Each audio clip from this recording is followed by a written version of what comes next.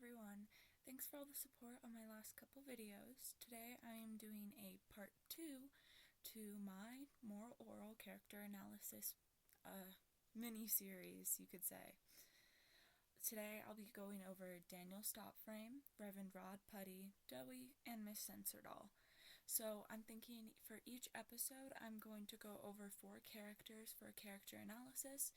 For some of them it may be shorter because some of the characters have more in-depth backgrounds and more complicated psychological issues, which we can definitely tell with Orel. If you're new to the entire topic of Orel is a stop motion animation claymation adult swim television show that aired in the early 2000s. It is no longer airing, but it's all free on YouTube. There are like 8 hours of this shit, and I love it. So let's just hop right in. So first, I'm going to be talking about Daniel Stopframe. He is madly in love with Clay Puffington, Orel's dad. Now, he's constantly bouncing back and forth between Christianity, or specifically the Protestant form in Orel, and satanic worship. He's often seen both begging God and the devil for Clay's love, as he is a desperate romantic for this man. In episode Satan, he attempts to join a love cult to earn Clay's love and make him love him through satanic rituals. Also, at the end of Satan, we see photos through Clay's window, supposedly taken by Daniel Stopframe, and this shows a darker side to his love, that he's willing to stalk Clay and follow him around and peer through the windows of his home and take pictures of him undressing. It's a sign of something darker. Now, I don't want to say I'm a professional at diagnosing anything, because I'm clearly not, but from my research, Danielle shows severe signs of obsessive love disorder, or OLD. It's not recognized as a official medical disorder, but it is seen as a disorder that might interfere with one's interpersonal relationships, especially how one person may love or feel obsessed with another person. This is clearly demonstrated because all Danielle does is think about Clay.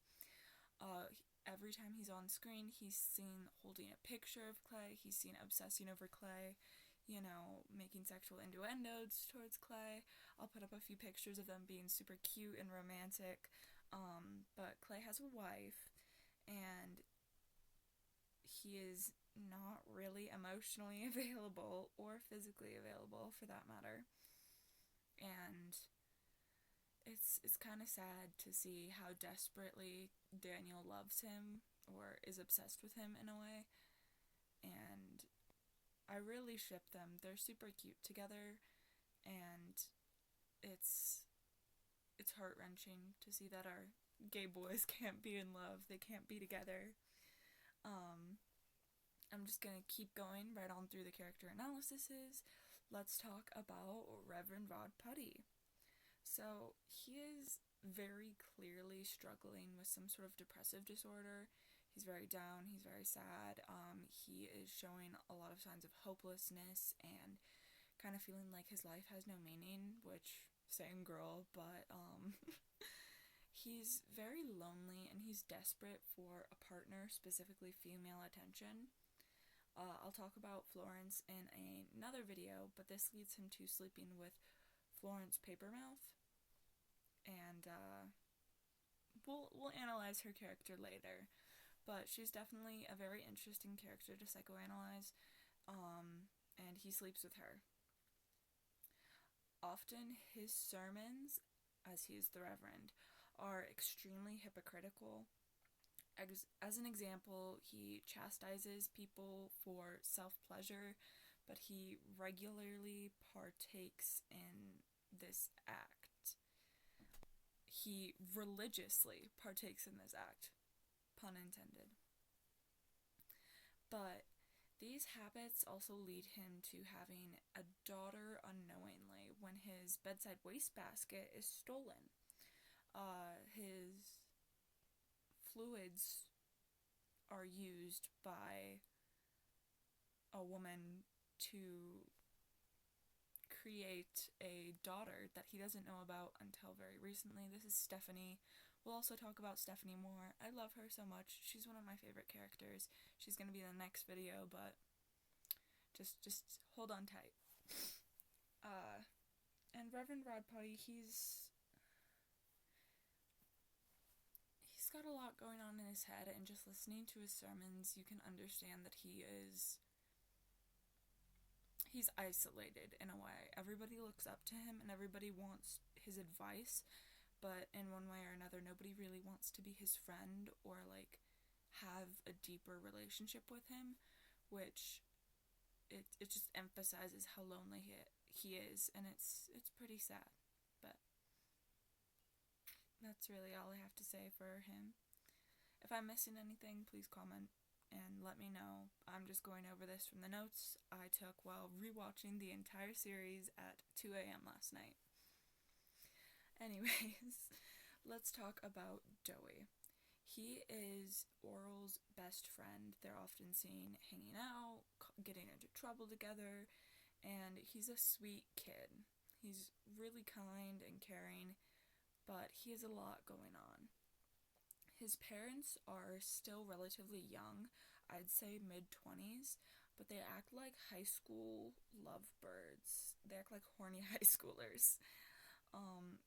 And he doesn't really get any attention from his parents. His parents pay him to leave the house, they pay him to leave them alone, they lock him out of the house and hide the key.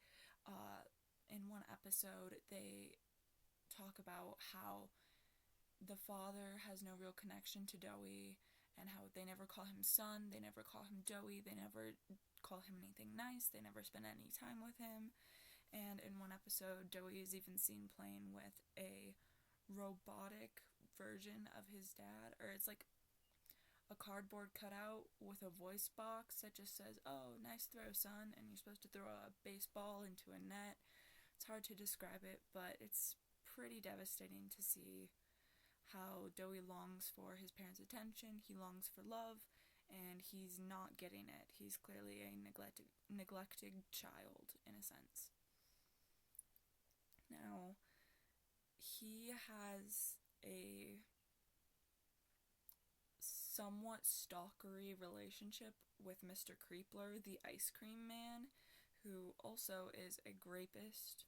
I don't know if I'm allowed to say the word on YouTube, so I'm just gonna put it out there, you know what I mean.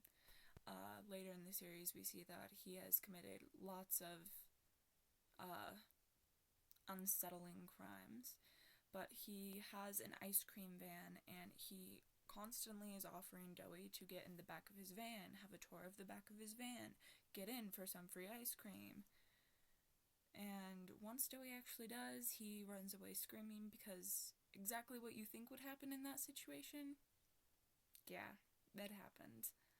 But it's all on his search to be loved and his need for attention that he never got from his parents.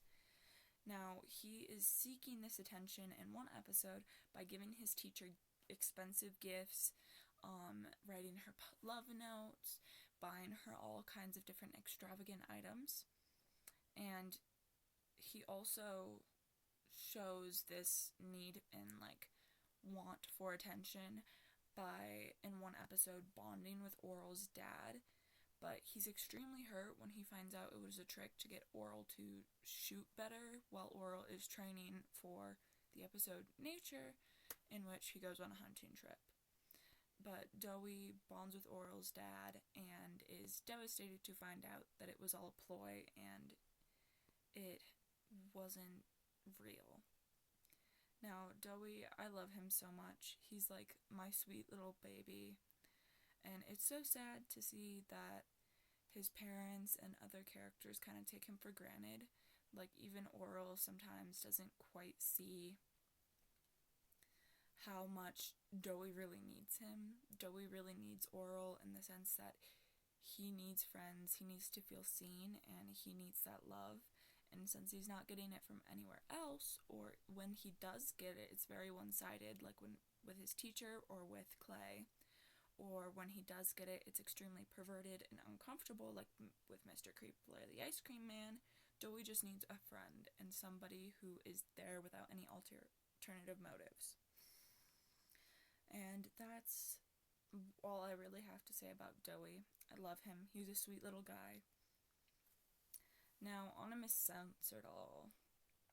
She is the librarian of Morelton. She holds book burnings, and she also protests and pickets anything and everything for any reasons from it's too boring, it's too religious, to, yeah, even in Morelton, too boring and too religious is a protest for her, to, like, misconstruing the entire point of The Wizard of Oz and calling it devil worship in a way, seen during the first episode. But she protests anything and everything. There are even episodes where Mr. Figarelli will try to give her free things so she wouldn't protest his store. Extra slithery. If you know, you know. But she, Miss Censordoll, has a strange and sexual love of eggs. You heard me right. Eggs. Eggs. She was, to put it lightly, spayed as a child. She was relieved of her reproductive organs at a very young age, and she has become fascinated with what she does not have, eggs. And this leads her to having an extreme love of eggs, as well as a superiority complex, believing that she is the most holy being in Morelton for not having the sin of her reproductive urges taking over her actions or influencing her in any way. It's unknown exactly why she was relieved of these reproductive organs. It could have been a health issue, it could have been a safety precaution, like there might have been something wrong with her body and she needed to have these removed to benefit her experience in life, but it's not clear. All we really get is that her mother spayed her and took away these reproductive organs at practically birth, and so one of her sayings is she's practically pure from conception. And I love and hate this character. She's kind of evil.